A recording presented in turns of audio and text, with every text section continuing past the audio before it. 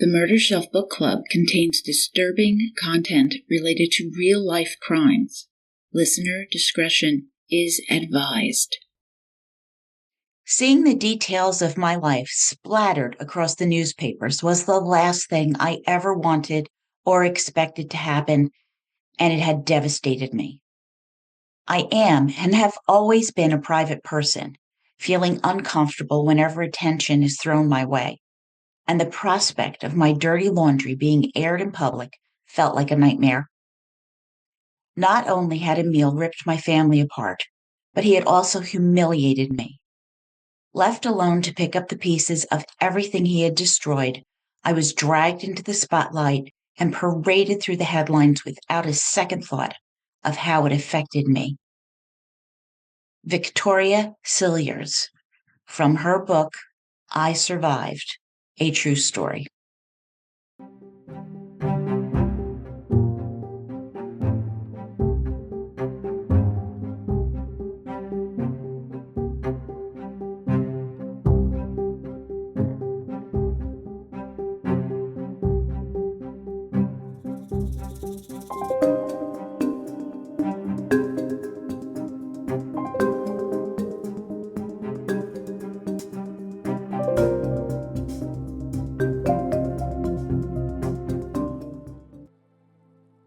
Welcome to the Murder Shelf Book Club podcast. I am your host, Jill. This is part 3, Revelations, the conclusion of I Survived, episode 144, 2ndCast, that we have been building towards.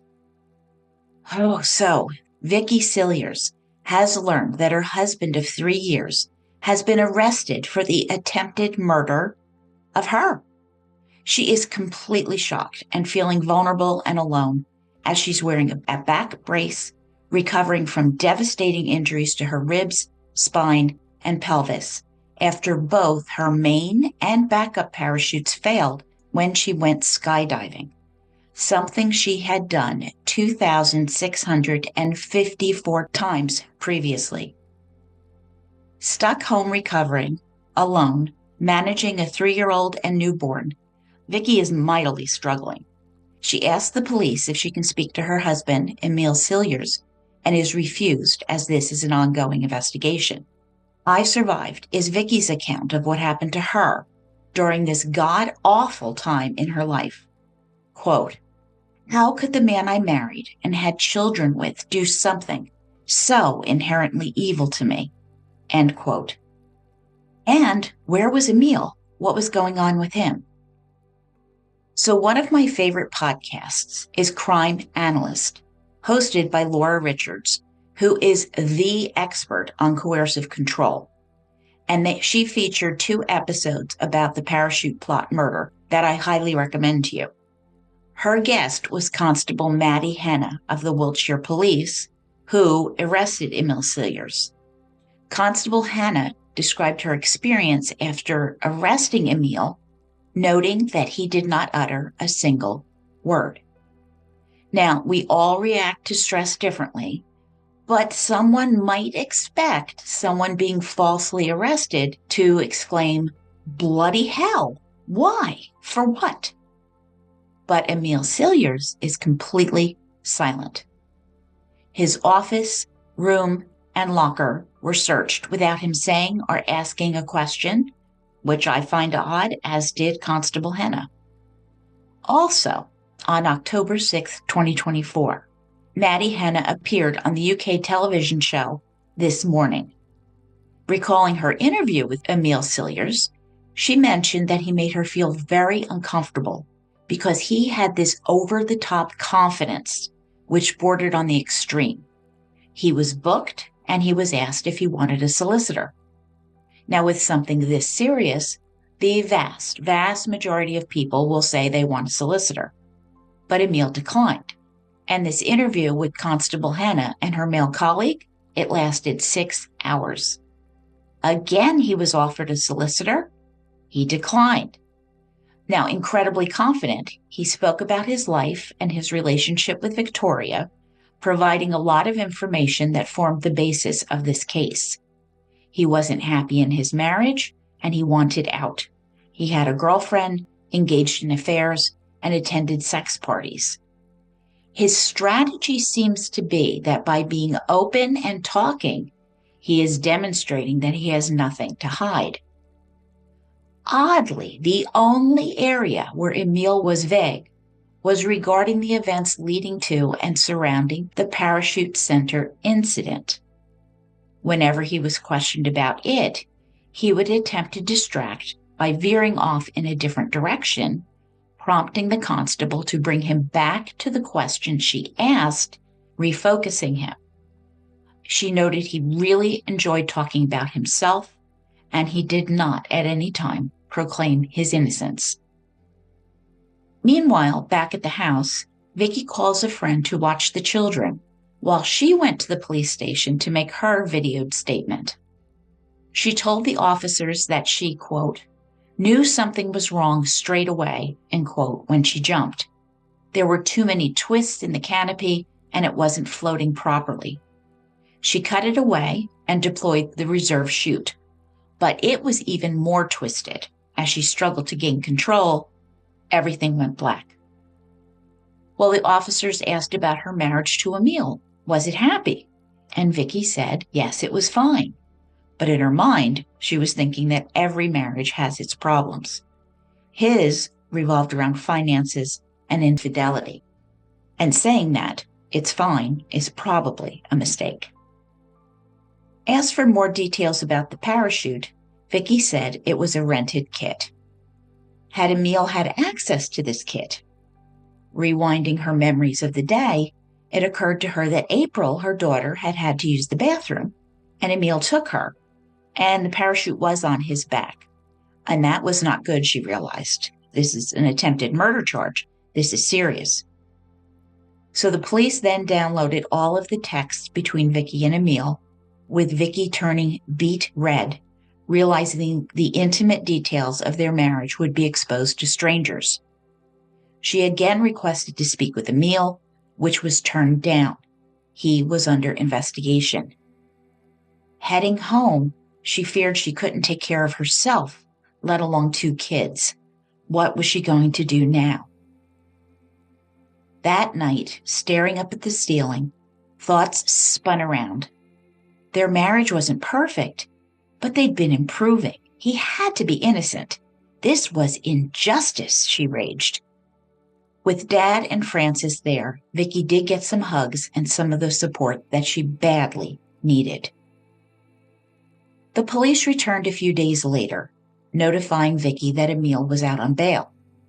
He was not permitted any contact with her or the kids, nor was he allowed in Wiltshire. He was at the base, where they had found pictures of his girlfriend, but none of her and the kids. Quote, he's been having an affair for a while. They had been planning on moving in together.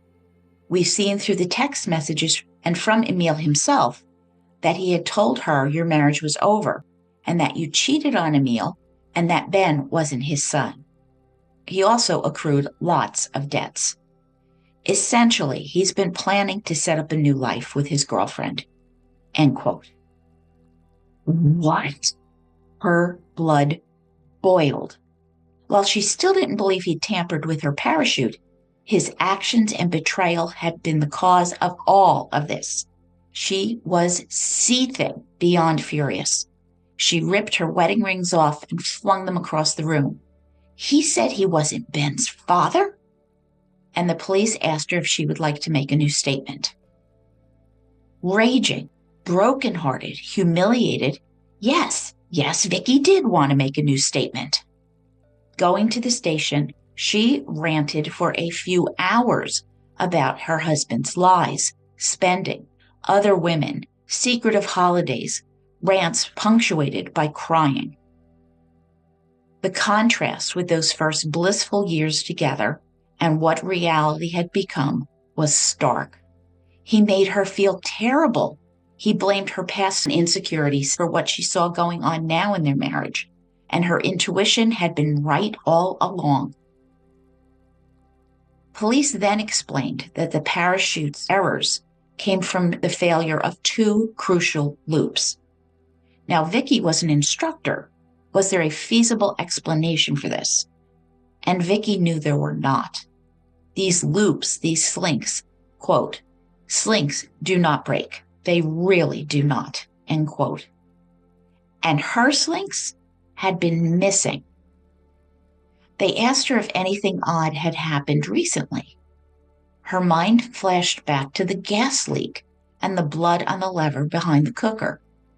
Emile mysteriously staying at the barracks that night to avoid the morning traffic, something he'd never done before. And she filled the police in on this sequence of events, even as she wondered to herself, why was he having an affair? Wasn't she good enough? Why had he destroyed their beautiful family? Now, none of them, not Vicky, Dad, or Francis, were coping well with the investigation. Her father and stepmom were not young either, and Vicky knew she had to send them home. Fortunately, April's childminder recommended a few friends who could help out, rotating their shifts to fill in the gaps for Vicky.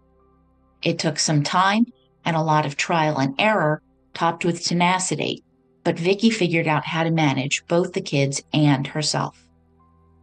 At home, she was lonely, but also insulated from the press as the story broke of Emile's arrest. She posted a sad statement on her Facebook about Emile's arrest, only to have it reprinted in the newspapers. There would be overwhelming media scrutiny that left Vicky feeling exposed, and people she trusted would betray her trust.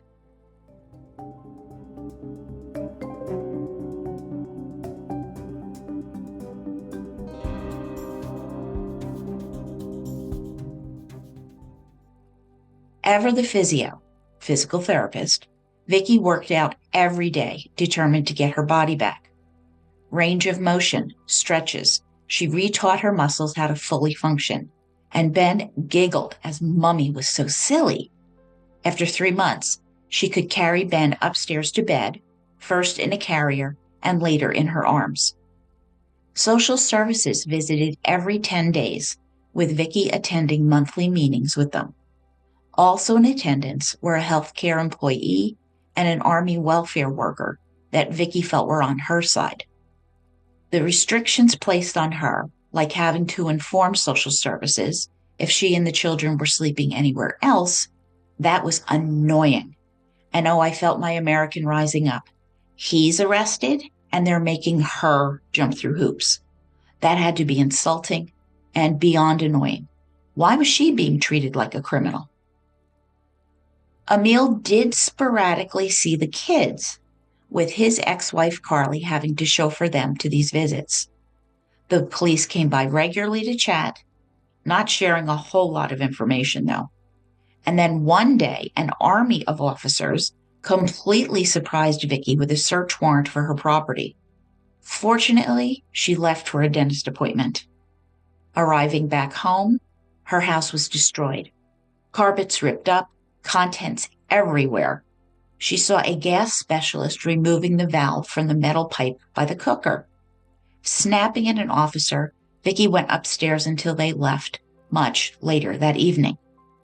Quote, "I have no control over my life," she realized in dismay. End quote. Worse, at night, she experienced flashbacks, being on the plane, not wanting to jump, spinning violently, fighting for her life. All of her hopes and dreams had smashed to the earth that day. Had the man she loved and married tried to kill her? As their wedding anniversary came around, Vicky learned that Emile faced new charges for attempting to murder her by sabotaging the gas pipe. Because the children were home when the gas leak occurred, Emile could no longer see them. So if you recall, when Vicky called him about the leak, he asked her if she turned on the stove. And she laughed and said no, she wasn't going to blow up the house. Well, the truth is, Emile attempted to cause a gas explosion that would kill Vicky and his children, who are just collateral damage. He was going to move on with a new girlfriend. And this is psychopathy and pure evil. Well, as a result, April and Ben were placed on the Children's Protection Register due to the risk Emile represented to them. What was happening? Vicky was swirling in a vortex. When April asked where Daddy was, she'd say he was at work. Well, could they FaceTime? No, sweetheart, causing April to get angry and yell at her mommy. She FaceTimes with her grandparents. Why couldn't she with Daddy? Oh, this poor little girl. Her world's turned upside down too. As time went by with no additional information from the police, Vicky grew fearful, dreaming that Emile was standing over her as she slept, waking with a jolt, her heart racing. She went to see a psychiatrist who assured her that this was a normal response to an abnormal situation. In December 2015, her maternity leave ended, with Vicky resuming work, which was terribly intimidating. Yet, she threw herself into a sports physiotherapy master's program, grading with merit in August 2026. Occasionally, friends would comment on how well she was coping. With Vicky wanting to laugh, she had no fucking choice but to cope. 2 years after the fall, in January 2017, Emile had another bail hearing scheduled. At work, Vicky's boss called her into his office, where she found 2 police officers waiting for her. The decision had been made. Quote, Emile is being formally charged with your attempted murder on 2 counts and reckless endangerment of the children's lives. End quote. The world crashed around her. While she had wondered on and off if Emile could possibly have tried to kill her, this was the reality. They believed he had. He was going to trial, and Vicky would be called as a witness. The nightmare wasn't ending. It was just beginning. The police had investigated several scenarios. One, that Vicky had sabotaged her own parachute, which was ridiculous with the effort that she had put in the hospital to get back to her children. 2, that somebody else did it, targeting a random skydiver who happened to be Vicky. 3, that there was a malfunction, extremely highly improbable given the checks that the center employed. Or 4, that her husband had tried to kill Vicky and the kids. Only the 4th scenario was valid, according to the evidence. Learning that Emile was out on bail left Vicky feeling like she was a sitting duck at home. If he did want to kill her, he could easily push in and do so. But pushing on, she kept working and focusing on the kids. And finally, in October 2017, the trial began. As a witness, Vicky was not permitted in court until after she had testified.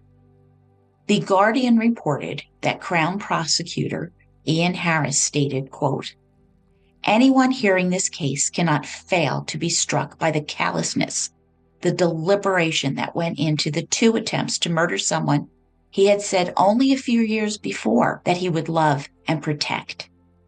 It is a shocking betrayal. It's quite clear that Cilliers was trying to engineer a situation where he could kill his wife, run off with his lover, and collect the money from an insurance policy while having a lot of sympathy because his wife had died in a dreadful accident. End quote. Evidence would show that there was a £120,000 insurance policy on Victoria Cilliers, and Emile had racked up £22,000 of debt. Today, that insurance policy is worth about £170,000 or 225,000 American dollars.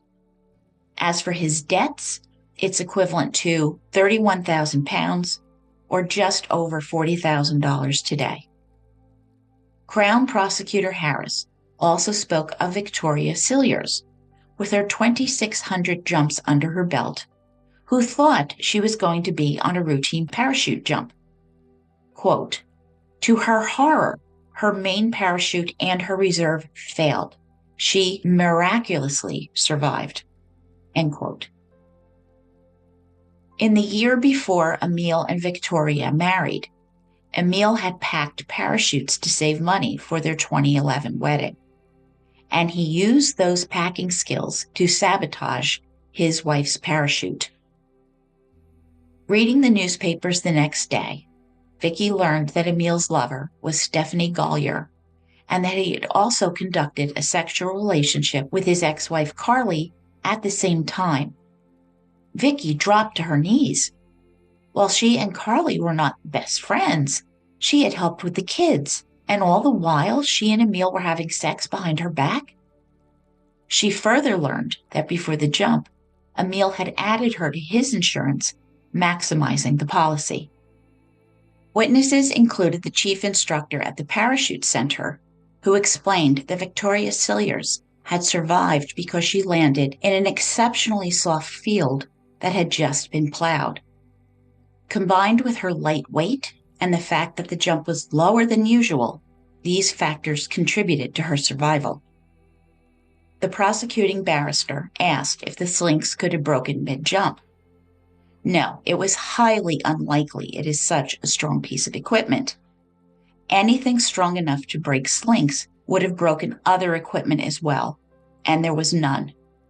Instead, quote, "What I thought was most unusual is that there was not only no damage, but actually there was no visible sign that either of the lines had been under load.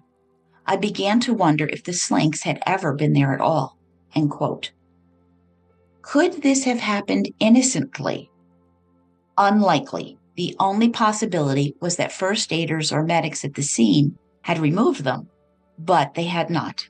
This had not happened either. Emile's trip to the toilet with April came up, and the prosecutor pointed out that the parachute was heavy and bulky. There was no reason to take it with him to make a potty run. But Emile faced a conundrum. When the weather was poor and Vicky wasn't going to jump that day, the dilemma: what was he going to do with a tampered hired rig? He couldn't put it back in the store and hope that Vicky would get the same one the next day. Instead, he suggested Victoria keep it overnight in her locker, which is not the usual procedure. The prosecutor delved into Emile's behavior that day, acting out of character, keeping track of the weather forecast, his enthusiasm about his wife jumping, having a good time with a woman he no longer cared for, who he was planning on leaving. And then, witnesses reported hearing Victoria screaming as she helplessly fell. Reading the papers, headlines such as, "Army Sergeant tried to murder his wife so he could run off with Tinder lover," "Love Rat Cilliers accused of tampering with his wife's parachute when on advanced packing course," and of course, his love texts to Stephanie, quote, "You have no idea how much you mean to me," end quote. And Vicky's text to Emile, quote, "Are you trying to kill me?" end quote. Vicky was just devastated reading all of this. Arriving at Winchester Crown Court, it was Vicky's turn to testify. The room was massive, and she wondered if Emile would look at her. Sitting behind the glass, staring at the floor, was her husband. A lawyer approached the stand, and it began. She told them all what happened during the fall, and she actually said she wasn't sure about her main parachute, that she may have cut away a good parachute because her confidence was so eroded.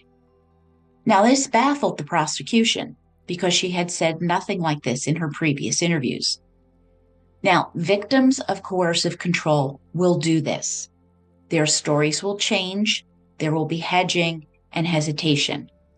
We may not understand this, but this is a statistical fact. Emile is a manipulator. He's a psychopath. Recall how he charmed and love-bombed Vicky. For years, he manipulated Vicky's thinking and her head work, that is, that voice in her head, which questioned reality, questioned her memory, instilled doubts about herself, which spills out in her testimony. Questions about how long Emile was gone taking April to the toilet came. She originally told the police it was 5 to 10 minutes. Now she said it was 2 or 3 minutes. Was she lying? Well, no. Vicky explained that she was very angry when she was interviewed. She had just found out about Emile's affairs, and she made it sound worse than it was because she was humiliated and wanted revenge. Pressed on this, had she said anything untrue? Quote, I don't think I lied. I just painted a worse picture. It was the worst possible time. End quote. She writes that she wasn't trying to protect Emile, but she didn't want to sway the jury against him either. She just wanted the truth to come out, whatever that might be. So how long had he taken going to the toilet with April? If you recall, it had taken so long that she went to check to see what the holdup was. So now she suggested somewhere between the two estimations, 2 to 3 minutes to 5 to 10 minutes. How qualified was Victoria in skydiving? An advanced freefall instructor, she had completed thousands of jumps. Main parachutes fail roughly once in 750 jumps. But what were the chances of the reserve parachute failing as well? 1 in a million, Vicky replied as the truth of this shook her. A shaken Vicky was now asked about stowing the hired kit in her locker rather than giving it in. Yes, Emile had suggested she hold on to it, but instead of saying that this was odd as she had previously, Vicky said it was fine as it would save her time if she was going to jump the next day. Questions turned to her marriage. Well, it had been going well until November 2014, when Emile went on a ski trip and came home distant and unsure of what he wanted. She was presented with a binder of paper, texts between Emile and Stephanie. Quote, will you call me your Mr. Gray? Referencing 50 Shades of Grey. I will sacrifice and give up so much for you. I just never want to let you go. And from April onwards, I can do random and spontaneous. To be with you, I would do anything. End quote. That last text was in January. From April onwards, I can do random and spontaneous. So had he decided to get rid of Vicky in January? Because the accident happened the first weekend of April. He had texted when Vicky was heavily pregnant with Ben, and this continued during Vicky's labor as well. He was also texting Carly about having sex. How much money had Victoria given Emile? Quote, over several years, I loaned him about £18,000, but he also built up debts with loan sharks. End quote. Why had she written him out of her will? She couldn't trust him financially. As a mom, she needed to secure her children's future. Did Vicky believe he tried to kill her for financial gain? Quote, no. At no point would I have suspected him. Emile has his faults, but to an extent he loves me. And he would have at least considered the children. He is an amazing father. I don't believe he would do this to the kids. End quote. Well, she had been on the stand for hours, and her testimony had not gone that great for the prosecution. Heading home, Dad and Frances were very quiet in the car. Vicky had hidden much of what she had testified to in court from them. They had been simply gobsmacked. Arriving home, Vicky acted normal for the kids, and when they settled down, she made the mistake of reading online papers and the comments, quote, is she mad? What's wrong with her? End quote. Another day of testifying. She reviewed how she and Emile met, their first happy years together, and the change in his behavior. And they reviewed his financial track record again. When Vicky had received an insurance payout after the fall, he had wanted to spend it on a trip to South Africa. Vicky spent it on recovering instead. She learned he had visited sex clubs, which shocked her. He had hidden so much from her, squashing all of her suspicions. Did she think he was unfaithful? Yes, he had gotten messages from women that were inappropriate, and his excuses didn't ring quite true. And he was constantly on his phone. He even took it to the toilet. Did she believe Emile had sabotaged her parachute?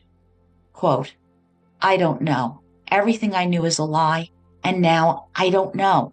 I still find it hard to comprehend if he did do it. End quote. So, on the whole, Vicky's testimony wasn't exactly a slam dunk for the prosecution. In fact, she was designated a hostile witness. These are also symptoms of coercive control. Emile was still living in her mind. He had manipulated her for years, making her doubt herself, and now she even doubted that her training kicked in when the parachute failed to operate properly. And I have to say this, we are all familiar with the true crime community, including its dark side. Vicky is the victim in this case, and she is receiving hate mail, threats, she's called stupid, and she deserved to die in the jump. Why do that? Why do this to the victim?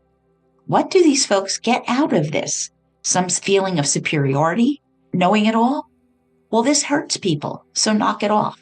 If you don't have something nice to say, don't say it. Treat others as you would want to be treated. Victim bashing is wrong. Everyone reacts differently to traumatic situations that arise, and this had to be an absolute nightmare for her, and my heart goes out to her. Throwing off coercive controls is a process, and it takes time. It can take years, in fact. And Constable Manny Hanna would say of Victoria and Emile Cilliers, quote, he had the strongest hold over anyone that I have ever come across, end quote. Defense attorney Elizabeth Marsh beat up Vicky about the tiny details from that Easter Sunday that she just didn't remember. She asked if Emile had questioned their post-nuptial agreement that put their house in her name alone. No, he had agreed to it. If she had died in the accident, who would get her insurance money? Well, Vicky answered Emile. But the defense pointed out that that was wrong, that it would go to her estate. Wasn't it a fact that Emile was better off with her alive? And Vicky responded, quote, I suppose so, end quote. They reviewed the jump once more, with the defense suggesting that Vicky was suicidal. And she snapped back, quote, no, I was very emotional, but not suicidal, end quote. That night at home, more hate mail arrived. What's wrong with you? Your husband is evil and you're stupid if you don't see that. More vulture-like behavior. Vicky felt unsafe in this massive spotlight. As the trial progressed, old friends began selling stories about her. Her photographer even sold her wedding photos to the press. Betrayal became a daily event, increasing her isolation and heartache. And then after 8 weeks, the trial was concluding and the jurors were sent to deliberate. And then they lost 3 jurors. One had to leave on holiday. The trial was supposed to last 6 weeks, and running over, she now had to leave and didn't have time to deliberate. 2 more were dismissed due to stress and panic attacks. And Vicky laughed.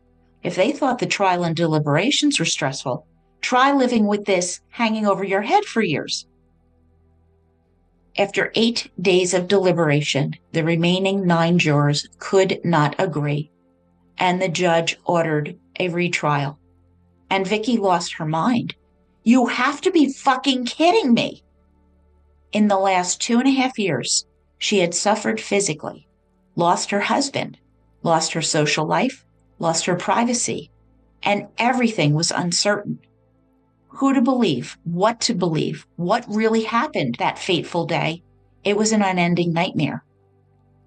And to be fair to the jury, if Vicky, the victim, an expert parachutist, wasn't sure her husband had tried to kill her, how could the jury be sure? Now, I'm not blaming Vicky. I can just see how the jurors might have doubt and were unable to reach a conclusion. Well, the retrial was scheduled 5 months away at the following Easter, and Vicky carried on as best she could.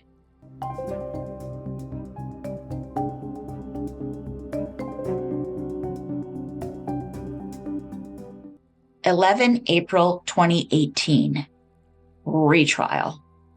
Vicky thought she knew what to expect this time, but she really didn't. This time, the prosecution did not hold back to spare Vicky's feelings. Emile's solicitation of prostitutes, his engagement in sex clubs were presented, giving the jurors an eyeful of who this man really was and the selfish double life he had been leading. And thus, the media went in harder as well. Prosecuting barrister Michael Bowles said, quote, "This is a man who cared absolutely nothing for his wife and treated her with absolute contempt. He wanted to be rid of her and wanted to live his own life on his terms. Truth is, he only cared for himself, and he decided to get rid of her permanently," end quote. Shell-shocked, Vicky went numb reading this in the papers. Bowes also read a series of texts from Mrs. Cilliers, Vicky, to some of her friends and to her mother-in-law. Quote, "He has admitted financial fraud and using my money to finance his relationship with his girlfriend. I wouldn't say it openly, but he is a professional con man. He takes tens of thousands of pounds off me. He told his girlfriend we were separated and that our son wasn't his and that I had had an affair. This is not just my opinion. He admitted it all to the police," end quote.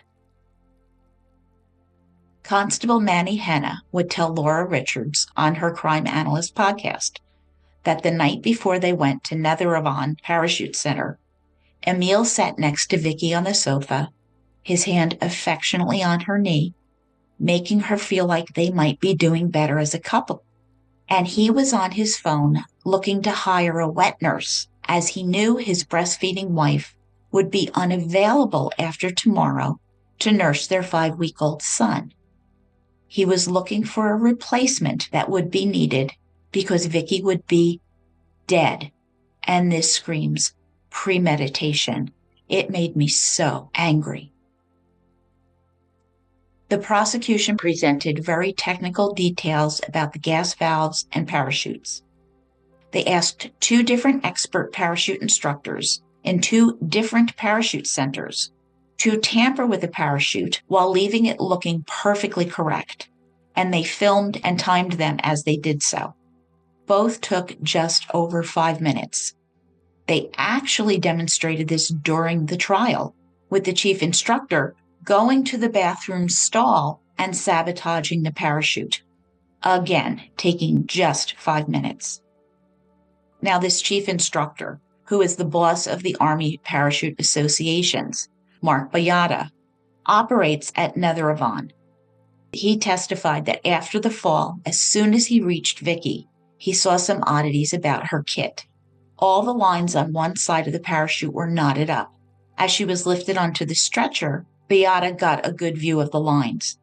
Quote, "I could see 2 ends of the risers on the reserve parachute were unattached," end quote.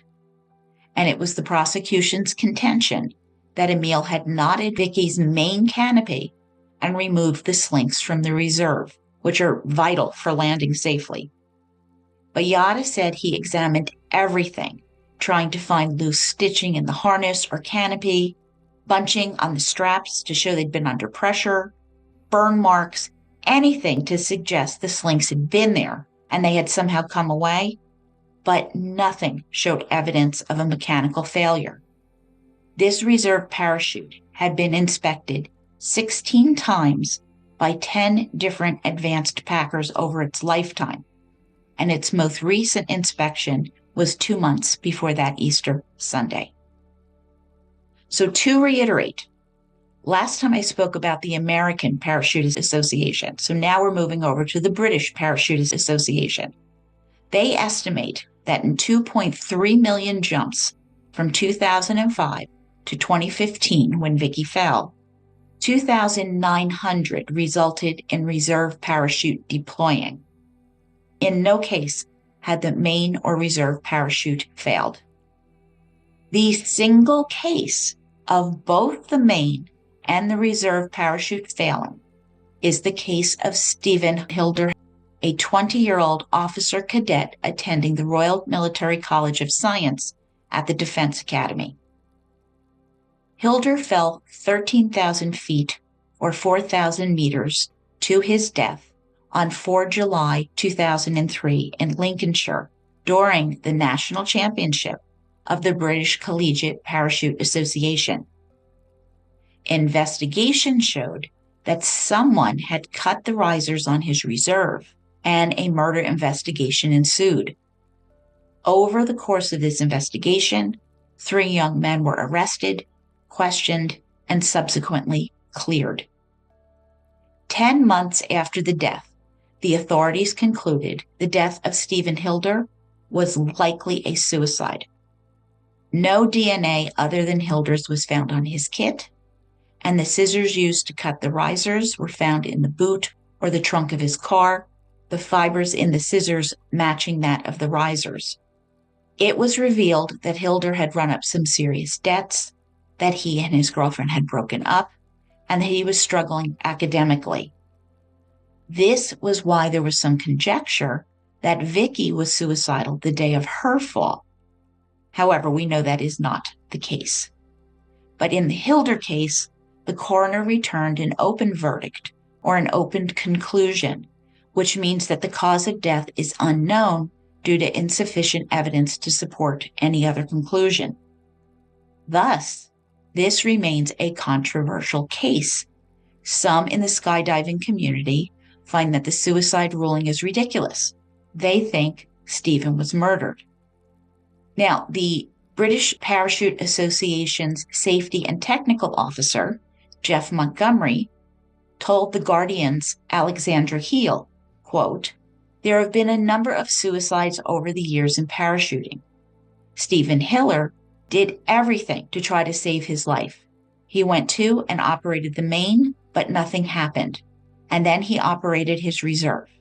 If you want to kill yourself, you do not try to save your life." End quote. The Worcester News described Stephen Hillier as a young man with a zest for life. The vicar at his funeral said he, quote, "had ahead of him a very, very fine career due to his bravery and common sense," end quote. Early in his life, he had coached primary school kids and converted to Roman Catholicism, indicating a thoughtful and sincere young man. And Stephen is greatly missed by his parents, Paul and Mary Hilder, and his loved ones.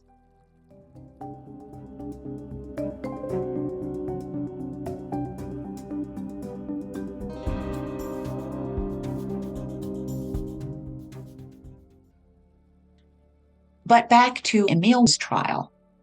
So Victoria comes to the stand again as a hostile witness. She was asked how familiar Emile was with skydiving, and she said he had jumped about 200 times. He also knew how to pack a parachute, having worked and been paid as a packer. Barrister Bose described a course Emile had said he had proudly taken before the fall, and the course was on reserve parachute packing. Quote, "While he never finished the full assessment, he had done enough to give him the knowledge to tamper with one if he wanted to." End quote. Haha. And Emile had bragged during his interview with the Wiltshire police that his trainer said he was the best packer taking the course, and Vicky agreed that this was true. Then they reviewed her actions during the jump and playing her interview that the police had recorded years back. Asked again how long Emile had been in the toilet, Vicky was exasperated, a couple of minutes to at least 5. She insisted that her statement changed because she was angry with Emile as her world had been blown apart.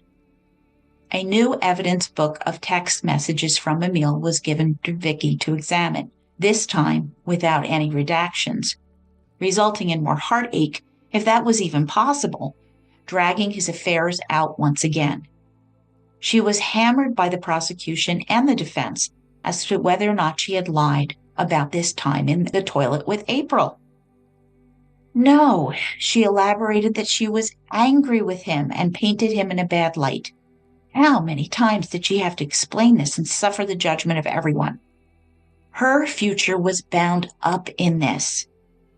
If he was found guilty, the kids would live with the stigma of having a father in prison and a mother who was a dupe who stuck with him. If he was innocent, she and Emile needed to find a way to co-parent going forward, managing some kind of relationship. And then he might try to kill her again. So this is what's going through her mind there.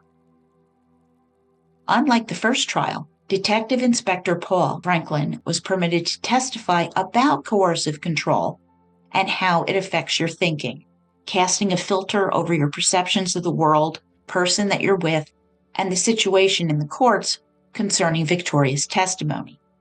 It was critically important for the jury to understand why Vicky wasn't clearly supporting her own case.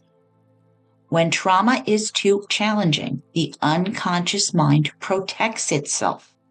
And this is what's happening with Vicky too. Paraphrasing now, Emile did testify, chewing gum and exuding confidence. He was charming, and he'd make weak jokes that fell flat, trying to be pals with the jury. The defense asked Emile if he harbored any wish to harm his wife or children. No, never. I would never do anything to harm any of them, Emile replied.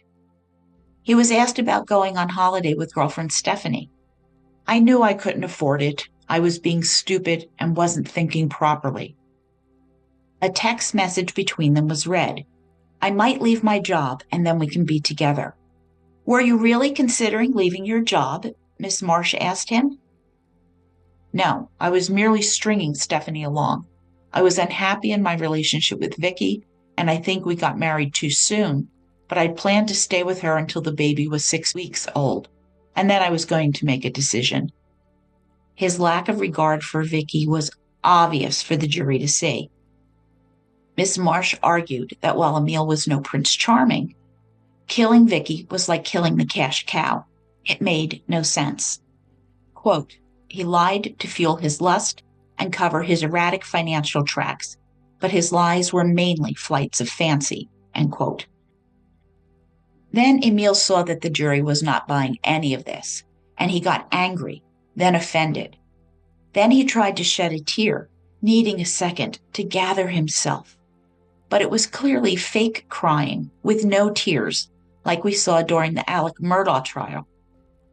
Managing one's image is extremely important to psychopaths, and the digital evidence was unnerving, revealing him as a grimy, lying cheat, a selfish, premeditating predator, and not a blameless, misunderstood victim of a harsh legal system. His motive was to bump off his wife and move on to a relationship with his girlfriend, wiping out his debt with the life insurance. And then the 9 men and 3 women went off to deliberate. Since the Criminal Justice Act of 1967, juries in England and Wales can render majority verdicts, not necessarily unanimous verdicts, which I found interesting. And in the eyes of a court, a majority verdict is the equivalent of a unanimous one, so it is not considered a mitigating factor during sentencing. Well, still uncertain of what to think about Emile's trial, Vicky anxiously waited at work, distracting herself. She did not plan to return to court for the verdict. And then, after refreshing her phone 1,000,000 times, an article popped up. Emile Cilliers found guilty on 2 counts of attempted murder in a unanimous verdict. And then she rushed to turn on the TV. Detective Inspector Paul Franklin of the Wiltshire Police Department described Emile as, quote, cold and calculated. What he did was deliberate and done for financial and sexual motives, and there was absolutely no consideration of his wife or anyone else. He serves his own needs, and that makes him a very dangerous man. It was through the diligence of the staff at the Army Parachute Association who brought this to our attention. but it could have been passed off as an accident had they not been so diligent. It was certainly calculated, and there was an opportunity for him to get away with it." End quote. Paul Franklin also discussed the impact of all this on Victoria Cilliers. Quote, "I don't think that we can underestimate the ordeal Victoria has been put through. She has been made to give evidence twice, and again on top of all the physical and emotional trauma she suffered from that horrendous fall, where it is only a miracle, really, that she survived. Physically, she is well, but obviously she's still traumatized and there is a long way for her to go. It has been a very difficult time for her, and it will continue to be for a while." End quote. A few days passed and Vicky received a text from Emile's mom. Quote, "Emile is devastated by the verdict. He still loves you." End quote. Vicky wondered, was she being guilted into forgiving him? All her friends wanted her to despise him, and she did need closure, but she needed to speak to him herself, and she now prepared for the phone call she had thought about for 3 years. The phone rang, and the call came from prison. Quote, "Hi, Vicky, how are you?" End quote. Emile bizarrely asked. Well, saying she was fine, he told her he was preparing for a harsh sentence, and would she visit him in prison? Vicky wasn't sure. She had to think about it, and then the call ended. Well, lackluster, she needed to speak with him again. Going to the prison this time, she recognized Emile, but he wasn't the same man anymore, looking older and worn. She asked him about his infidelities, but really didn't get an answer, though he said it wasn't her fault. And then she asked him, quote, "Did you try to hurt me with the parachute and gas?" "No, I'm innocent," end quote. Emile shook his head before burying it in his hands. While she wasn't sure if she believed him or not, she realized she didn't care. He was a broken man, and leaving prison, she felt a mixture of relief and sorrow. The marriage was over. While still battling to fully accept that he had tried to kill her, she realized life was getting better bit by bit, and she was starting to enjoy it again. Sentencing, 21 June 2018. Vicky sat in court emotionless, staring at the floor as to deny reporters any clickbait. The judge read the sentencing statement, the Queen versus Cilliers. Okay, this is long, and I'm not reading you the whole thing. I do have a link to it with other sources on my blog and all that. Bear with me because this is really important. Quote, "Victoria had given her love to you without reservation. However, by 2013, and whatever your feelings had been for her in the early stages, you were leading a double life in which your only guiding compass was your own selfish, emotional, sexual, and financial desires. Indeed, the evidence was clear that you had become contemptuous of your wife. You got or took large amounts of her money, and you avoided repaying her by ever more complicated deceit and lies. And as the messages and emails and evidence clearly showed, you took ruthless advantage of her underlying feelings for you by emotionally coercing her. November 2014, with your wife around 6 months pregnant, you went to Austria for a month and fell for Miss Cilliers. You told her a pack of lies to the effect that you were separated from your wife, having discovered that she had had an affair and the child she was carrying was not yours. In the end, you began an affair. January 2015, you expressed your concern about the potential damage that your wife could do to your career if you fell out. February 2015, your wife gave birth to your son. By then, you had talked with your mother about leaving your wife. After the birth of your son, you gave your wife some help. But below the surface, it remained very different. You were keeping the relationship with Miss Cilliers going, making plans for a holiday in Honduras that summer, and for your long-term future together. At the same time, you were having sexual relations with various other women including your former wife, and you remained in considerable financial difficulties. As a result, you determined to kill your wife by causing a gas explosion in the kitchen of your family home, even though your children were going to be in the house at the time of the explosion. Sunday, 29 March 2015. You told your wife you needed to stay at the barracks that night. Once your wife and children were safely in bed upstairs, and employing your knowledge and do-it-yourself skills, you used a pair of adjustable locking pliers and a wrench to open the top nut on the gas valve adjacent to the gas hob and electric oven. You opened the nut just far enough to cause a leak, but not so much that it would be difficult to explain away if there was no explosion. The following morning, your wife realized there was a gas leak. She contacted you, and you effectively suggested that she turn the hob on. She was much more sensible and took appropriate precautions to avoid any risk of an explosion. Even before the engineer attended to fix the gas leak, you were texting your wife, asking her if she wanted to skydive that weekend, and flattered by some attention, indicated that she was interested. What she did not know was that you had seen the opportunity for a second attempt on her life. As you knew, she would have to hire a rig from the APA. If that could be sabotaged and then she fell to her death, any malfunction could be blamed on an accident, the negligence. 4 April 2015. You, your wife, and both your children went to Netherabon, where you hired a rig for your wife. After you got it, your daughter said she wanted to go to the toilet, and you seized the opportunity that provided and took her to the men's toilet, taking the rig with you. There, using your knowledge of parachutes, you sabotaged the reserve chute by removing the slinks from the two right-hand risers and sabotaged the main parachute by pulling out the lines. You left no external trace of what you had done and knew that it would not be revealed by pre-flight checks. The fact that you did that, intending to kill your wife in the presence of your young daughter, speaks volumes about the sort of person you are and the gravity of your offending. The weather was not good enough to jump that afternoon. Rather than hand the rig back to the kit store as would be the norm, but which would carry the risk that she would be given a different rig the next day, you persuaded your wife to keep it overnight in her locker. Sunday, 5 April 2015. Victoria returned to Netherabon, whilst you remained at home with the children.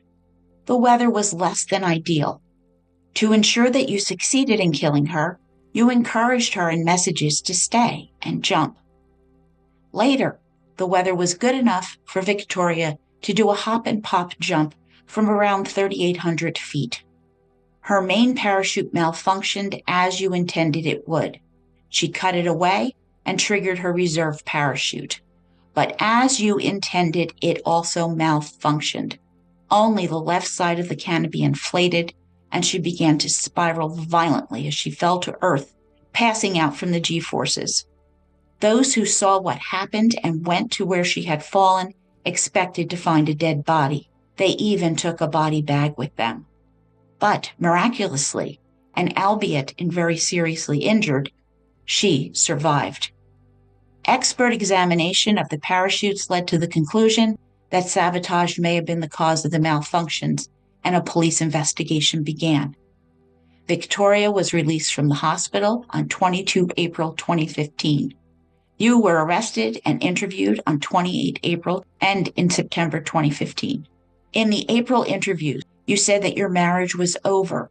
In the September interviews, you said you had a change of heart, and I have no doubt that that change was a tactical move rather than genuine. End quote. The judge now weighed mitigating factors, and then came the sentencing. Quote, you are reckless and single-minded, with significant deficits in thinking and behavior, and that you enjoy taking risks no matter what the cost. You are an expert in manipulation. You are plainly capable of planning someone's murder simply to meet your own selfish needs, and you demonstrate an ability to orchestrate a complex plan which required an unprecedented level of calm under significant pressure. I also agree that the alarming level of self-belief and single-mindedness that you demonstrate are cause for significant concern. I also agree with the prosecution that you have shown yourself to be a person of quite exceptional callousness who will stop at nothing to gratify his own desires, material or otherwise, nor have you shown the slightest sign of remorse. In my view, you are a dangerous offender. There were 2 attempts to murder your wife. They both involve abuse of trust. The first also involved being reckless as to endanger the lives of your children. It is miraculous that the second did not result in your wife's death, but you intended her to suffer a dreadful death. I have concluded that a life sentence is justified. Mr. Justice Sweeney. That was long. It was actually a lot longer. This is a raw and devastating rendition of Emile Cilliers' action. Hearing this, the truth of it hit Vicky probably for the first time, and she finally understood that Emile Cilliers was a monster. Sentenced to life, he would serve a minimum of 18 years. Vicky told the Guardian's Alexandra Heel that it was difficult to accept the verdict.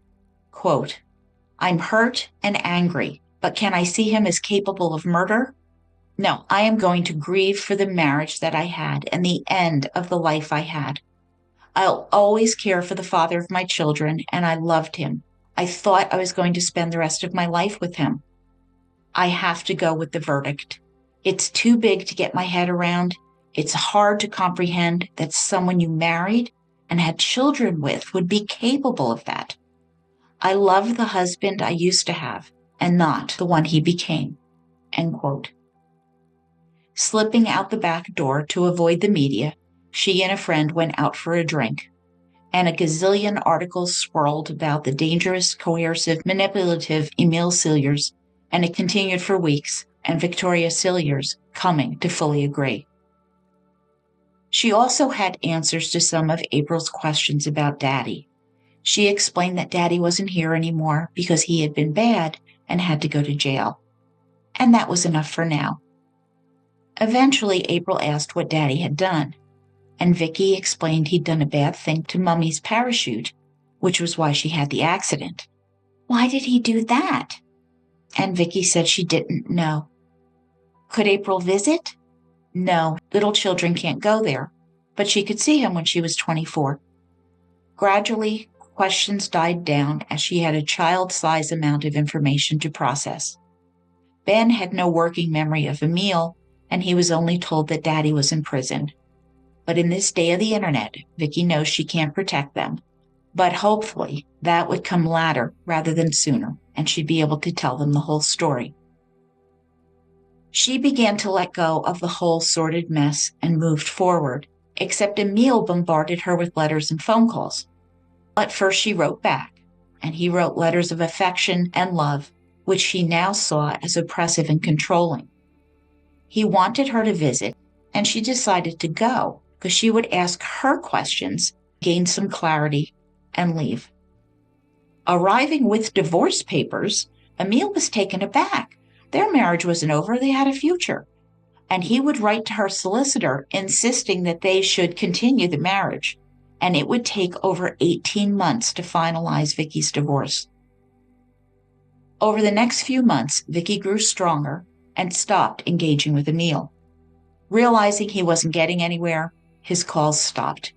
She understood that their relationship was toxic. The weight of guilt and second-guessing lifted from her.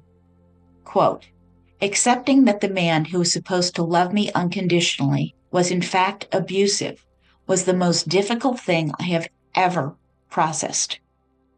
I was trapped. Reflecting on the person I had been when Emile was around, I don't even recognize myself. It took escaping Emile's control to accept that he had ever been controlling at all. And it took some time on my own to figure out and fully accept that Emile was guilty of trying to kill me." End quote. Oh, I cheered for her coming to this insight and the liberation she must have felt in realizing all of this. Quote, I have seen just how sinister and insidious domestic abuse can be, and I have only come out the other side. I am more confident now in what I want out of life, and what I want is freedom to live my life with my children by my side and be able to move on. End quote. And she has. Briefly speaking to Sarah Oliver, a reporter, after the second trial ended, Oliver asked Vicky if she would ever jump again. And smirking, Vicky quipped, quote, I will if you will, end quote, with Sarah accepting. So Vicky decided to raise money for the Wiltshire Air Ambulance, who had saved her life that terrible day. Getting her doctors to sign approvals, they were elated for Vicky. Now, doing it at Netheravon seemed wrong. They had suffered being in the spotlight during this whole ordeal, and it didn't seem fair to shine the light on them now. So she found another parachute center. But as the day approached, they called and canceled, fearing negative publicity, even concerning a charity event. Baffled, Vicky insisted that she hadn't done anything wrong. And skydiving is a tight community, so that this center wanted nothing to do with her broke her heart. Phoning a friend at another center, she was assured that she could jump there, no problem. But after such a trauma, it was still frightening. Vicky decided to do a tandem dive with her dear friend Nick, because accidents do happen. And she pushed on, needing certainty to replace this vortex of uncertainty.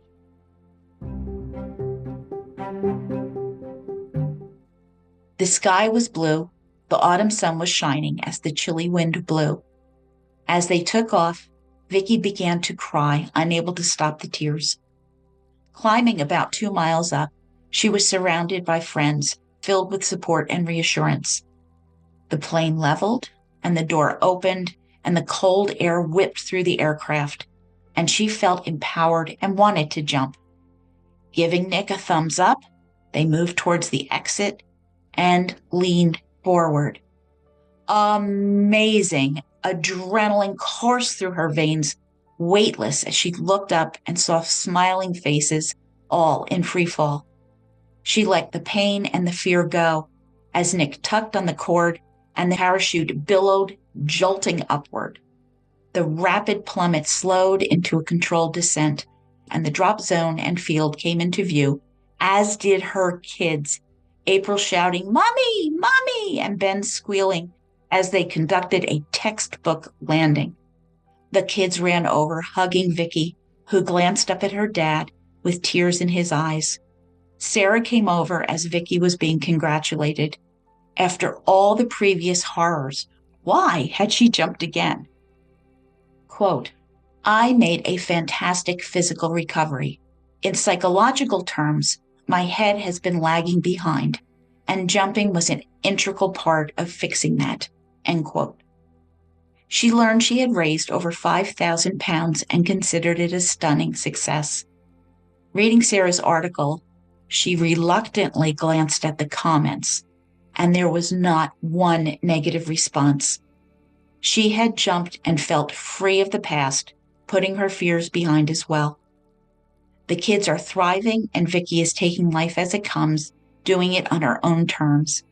In December 2018, she filed for that divorce and jettisoned Emile officially into the past. It took her a long time to see clearly how coercive and manipulative he had been, but no longer.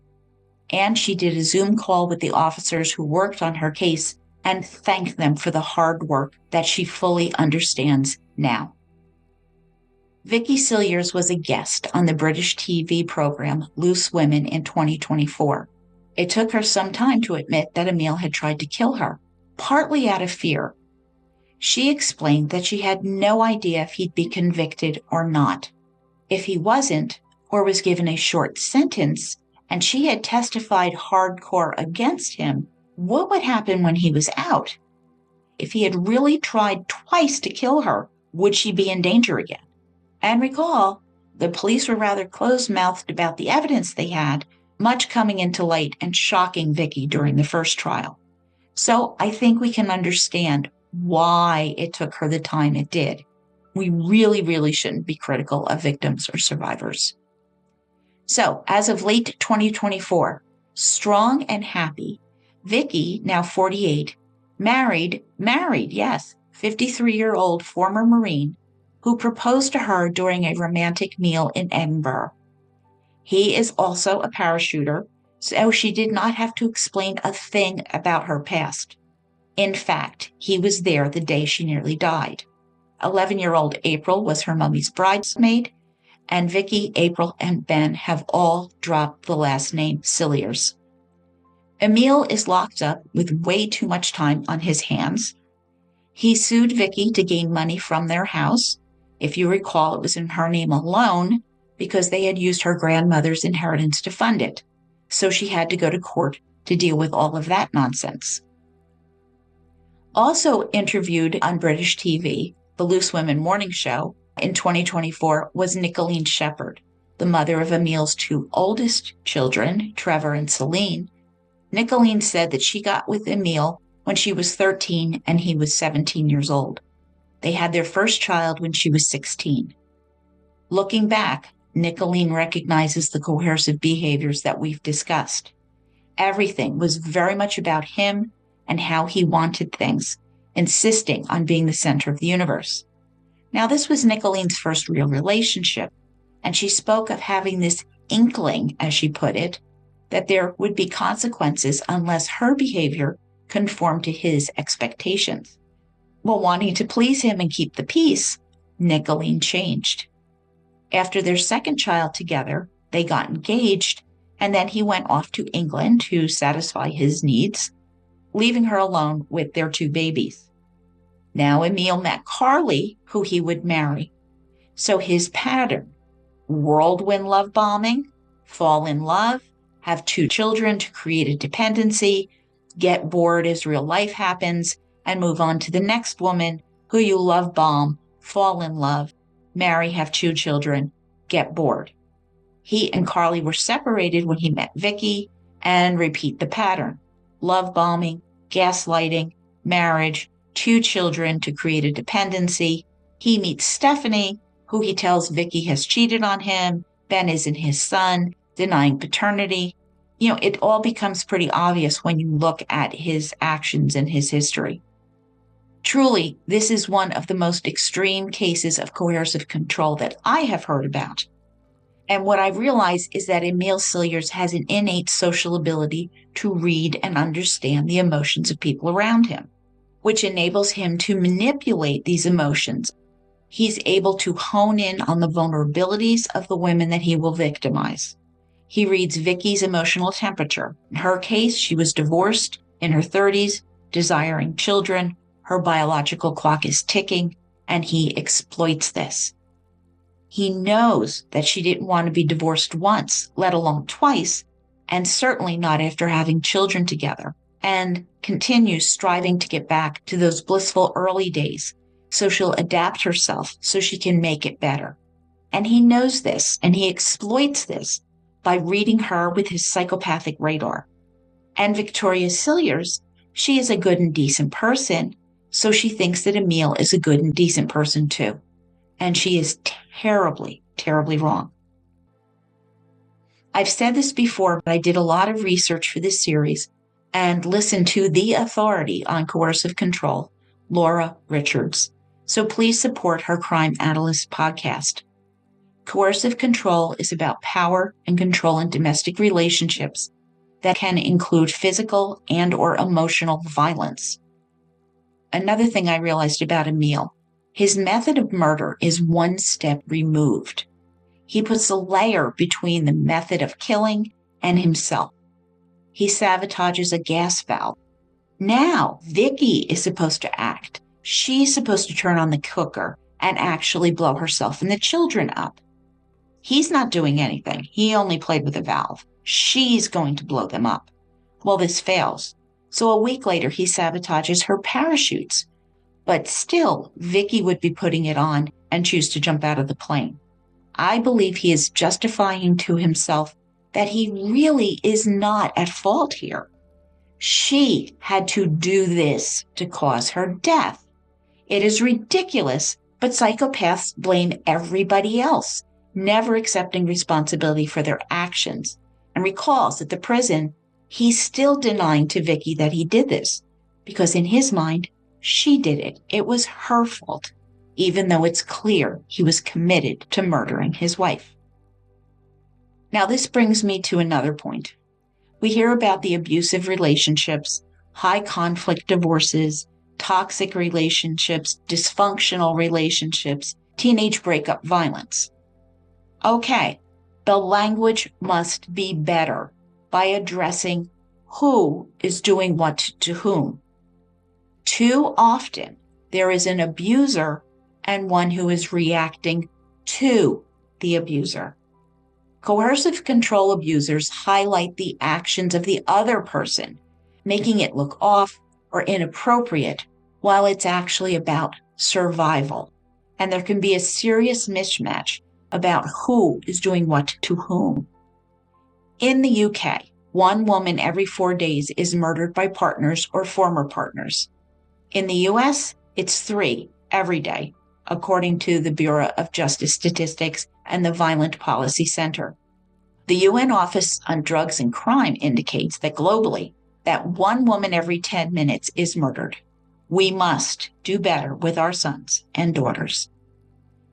And that concludes my trilogy on I Survived by Vicky Cilliers.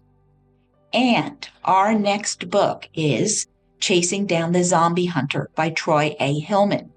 Hot off the presses, this engaging true crime book only came out October 7th, 2025.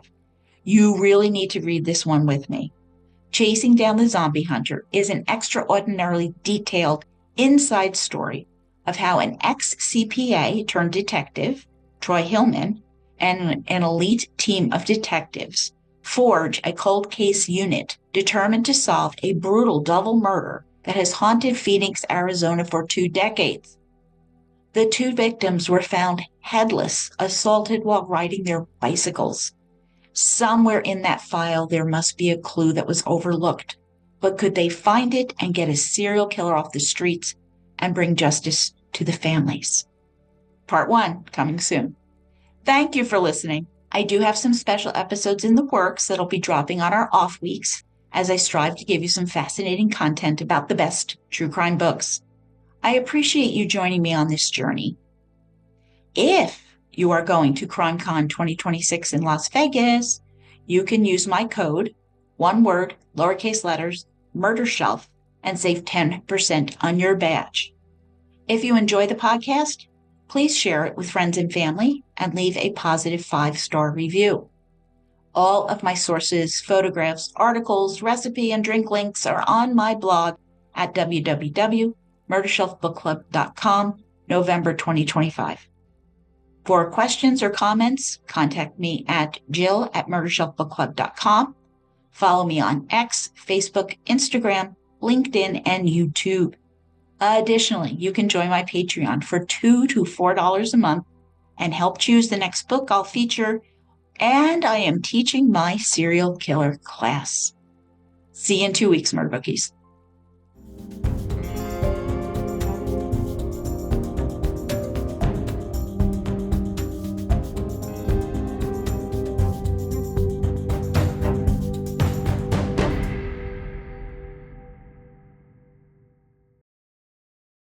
Written and produced by Jill, all rights reserved. Music, The Pewter Elephant by Blue Dot Sessions.